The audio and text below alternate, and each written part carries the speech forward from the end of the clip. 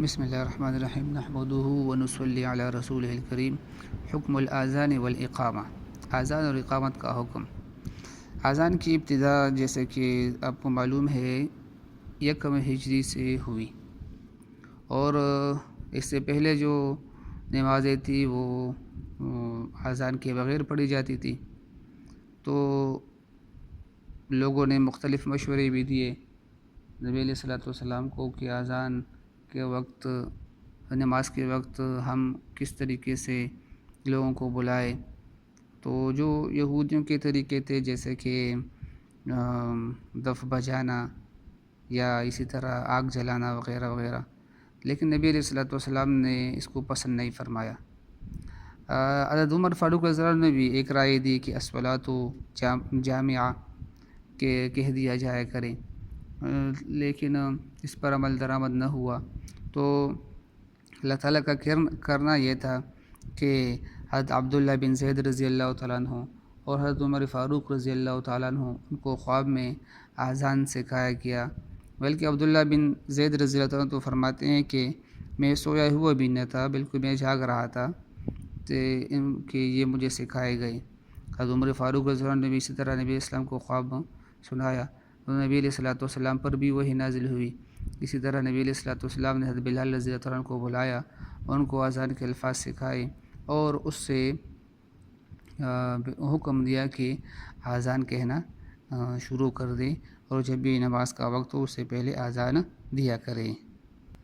اذان کی مکروہات، مستحبات وغیرہ، اس سے پہلے ہم اذان کی فضیلتوں کے بارے میں جانتے ہیں۔ چند ایک روایات سن لیں، فضیلتیں سننے کے ساتھ انسان کو شوق پیدا ہوتا ہے کہ وہ کام کرے۔ نمبر 1 ہے کہ اذان کی آواز جہاں تک پہنچے اور جو لوگ اس کو سنتے ہیں، جن ہو یا انسان، وہ سب قیامت کے دن اذان دینے والے کے ایمان کی گواہی دیں گے۔ بخاری شریف، نسائی، ابن ماجہ میں روایت موجود ہے۔ نبی صلی اللہ علیہ وسلم سے ایک روایت یہ بھی ارشاد فرمایا کہ انبیاء و شہداء کے بعد اذان دینے والے جنت میں داخل ہوں گے۔ بعض احادیث میں یہ بھی ہے کہ مؤذن کا مرتبہ شہید کے برابر ہے۔ نبی علیہ الصلوۃ والسلام کا ارشاد یہ بھی ہے، جو شخص 7 برس تک برابر اذان دے اور اس سے اس کا مقصود وہاں ثواب ہو، یعنی اللہ تعالیٰ کی رضا ہو، تو اس کے لیے دوزخ سے آزادی لکھ دی جاتی ہے۔ ایک روایت میں یہ بھی ہے کہ قیامت کے دن مؤذنوں کو بھی شفاعت کی اجازت دی جائے گی، وہ اپنے اعزاء و احباب یا جس کے لیے وہ چاہے خداوند عالم سے سفارش کریں گے۔ اور ایک روایت میں ہے کہ قیامت کے دن مؤذنوں کی گردنیں لمبی ہوں گی، بلند ہوں گی، یعنی وہ نہایت معزز اور ممتاز لوگوں میں سے ہوں گے، اور قیامت کے خوف اور مصیبت سے بھی محفوظ رہیں گے۔ اب اذان دینے کا حکم، تو اذان دینا یہ سنت مؤکدہ ہے، اور مرد دے گا، مرد، عورتوں کو یہ مفسدات میں آتا ہے۔ پھر آگے بڑھتے ہیں، اور مرد اذان دیں گے۔ اسی طرح اذان کس طرح کہنے چاہیے، تو قبلہ رو ہو کر اپنے دونوں کانوں کے سوراخوں کو کلمہ شہادت کی انگلیوں سے بند کر کے اپنی طاقت کے موافق بلند آواز سے، نہ اس قدر جس سے تکلیف ہو، ان کلمات کو ٹھہر ٹھہر کر کہیں۔ الفاظ اذان یہ ہیں: بسم اللہ الرحمن الرحیم، اللہ اکبر اللہ اکبر، اللہ اکبر اللہ اکبر، اشہد ان لا الہ الا اللہ، اشہد ان لا الہ الا اللہ، اشہد ان محمد رسول اللہ، اشہد ان محمد رسول اللہ، حی علی الصلاۃ، حی علی الصلاۃ، حی علی الفلاح، حی علی الفلاح، اللہ اکبر لا الہ الا اللہ۔ اب میرے عزیز ساتھیوں، اذان اور اقامت میں تھوڑا سا فرق ہے کہ اذان کے الفاظ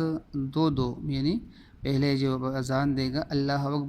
اکبر، 2 الگ پڑھیں گے، اور اللہ اکبر الگ۔ اسی طرح اشہد ان لا الہ الا اللہ یہ الگ پڑھیں گے، اشہد ان لا الہ الا اللہ یہ الگ پڑھیں گے، اشہد ان محمد رسول اللہ الگ، اشہد ان محمد رسول اللہ الگ، حی علی الصلاۃ الگ، حی علی الصلاۃ الگ، حی علی الفلاح الگ، حی علی الفلاح الگ، اللہ اکبر یہ الگ، لا الہ الا اللہ یہ الگ۔ اور اقامت میں یعنی پہلے 4 الفاظ یہ اکٹھے پڑھیں گے، اس کے بعد اشہد ان لا الہ الا اللہ، اشہد ان لا الہ الا اللہ یہ اکٹھے، اس کے بعد اشہد ان محمد رسول اللہ، اشہد ان محمد رسول اللہ،